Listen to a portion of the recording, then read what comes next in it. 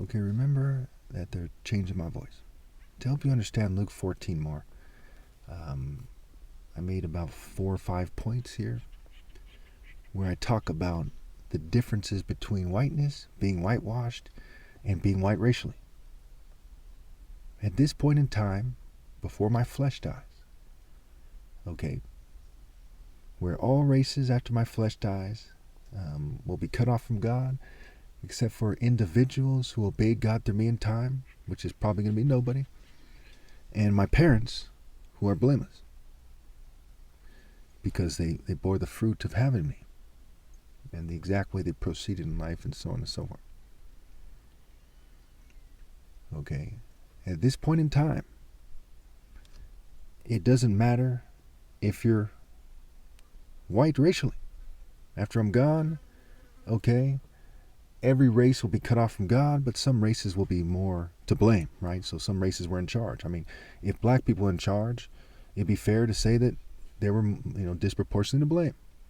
If white people, Jews, so what we have is white Jews and LGBT people.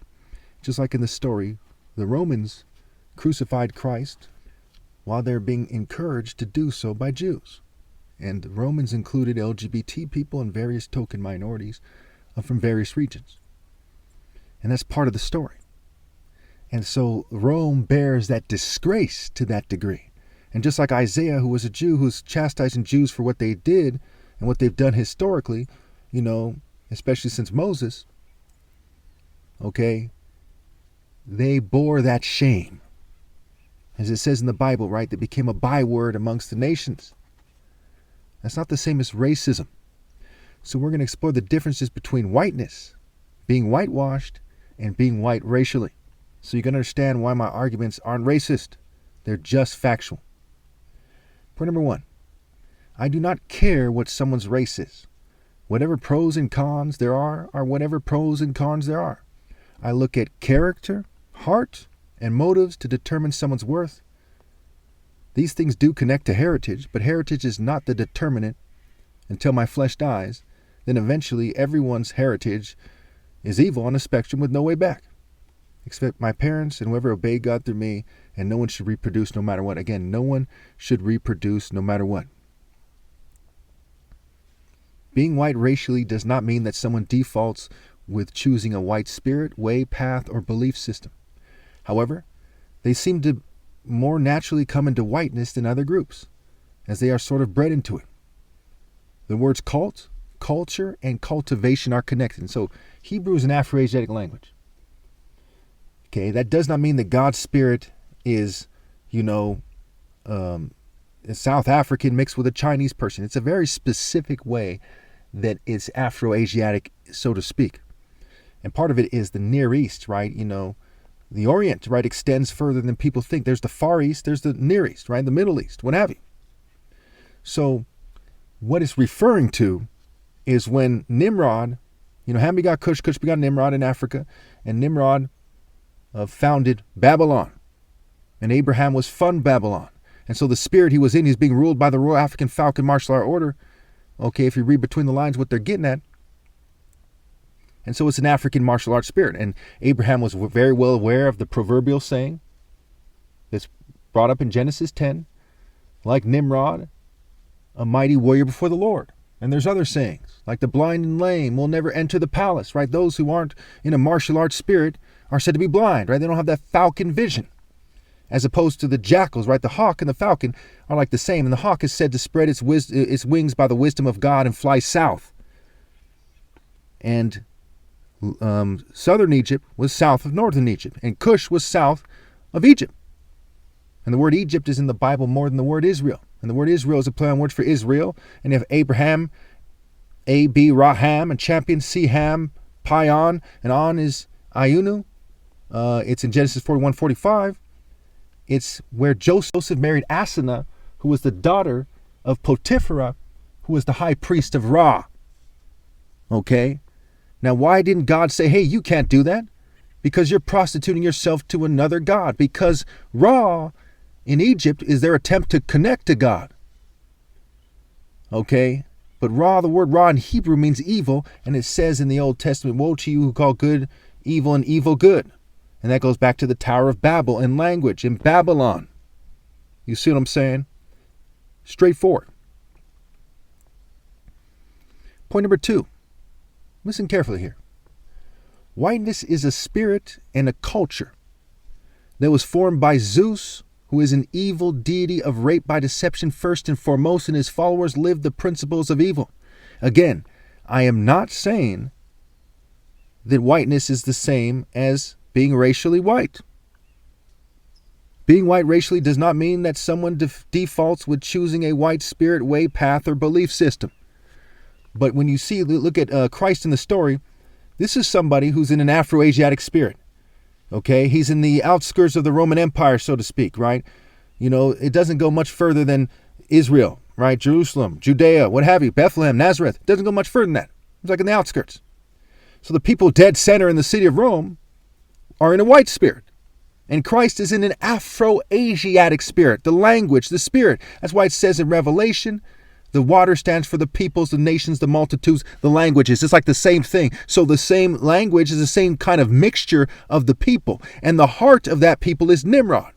And Nimrod is a particular type of person, sort of like Martin Luther King, but a martial artist, an African martial artist. Okay?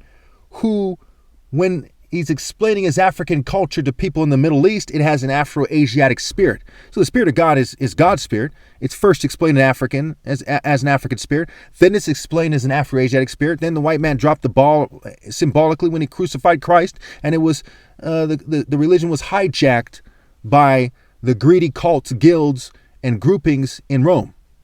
That's why I was a Roman Catholic, right? No bad tree can bear good fruit, and Protestants are a branch from the Roman Catholic tree. And they made similar mistakes that they do. If you look at a Catholic church and a Protestant church, very similar processes. Okay.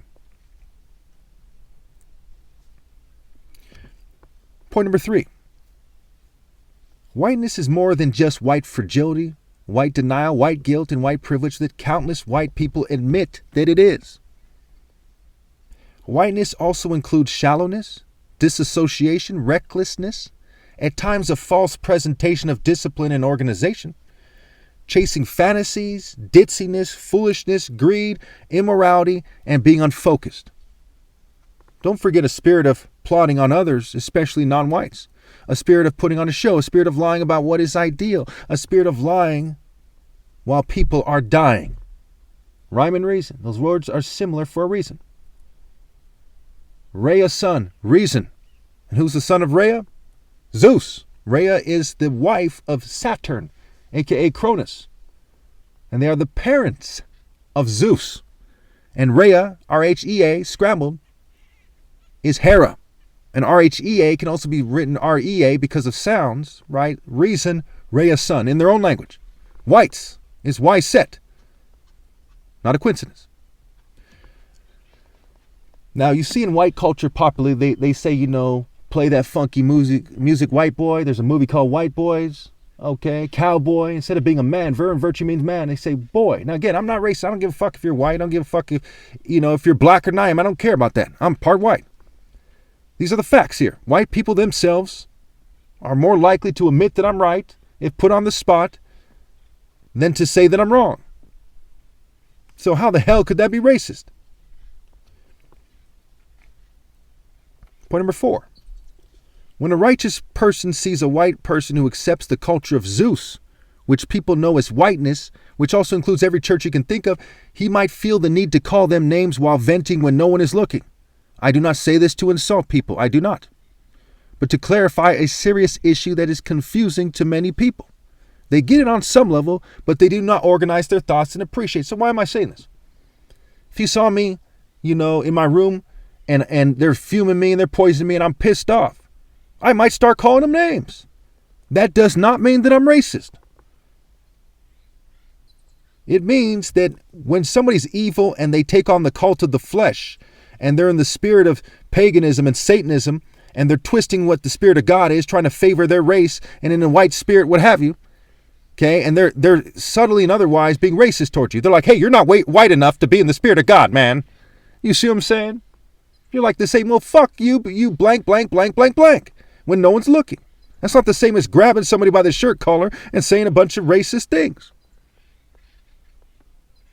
People need to understand that. Some people call things reverse racism, but that's just venting. That's just righteous indignation. That's saying, why do you choose your white spirit instead of the spirit of God? And African people, black Africans, are the most diverse group as the story goes. So other black people, I'd say to them, why are you in your particular black spirit instead of in the spirit of God?